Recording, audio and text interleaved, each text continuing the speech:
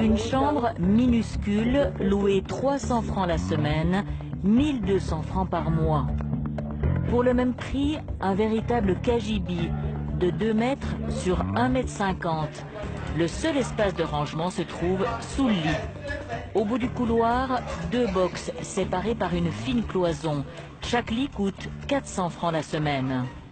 Voici où vivent et travaillent les filles des Paquis, en plein centre de Genève.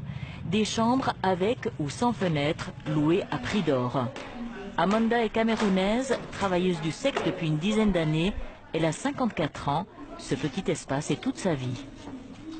Ici, les box sont à 400. 400 francs par semaine pour un appartement qu'elle partage avec 4 autres filles.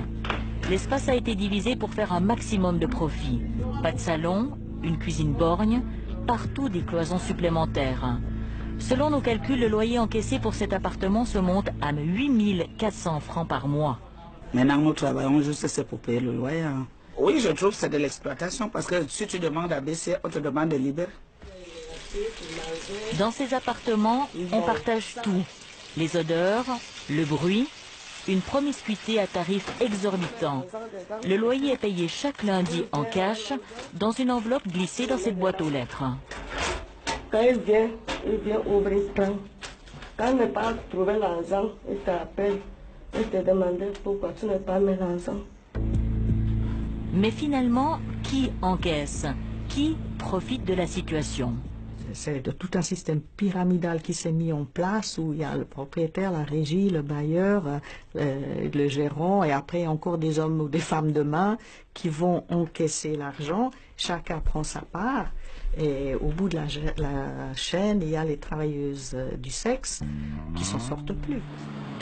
Coup de tonnerre, juste avant Pâques, le parquet genevois fait perquisitionner 4 régies immobilières.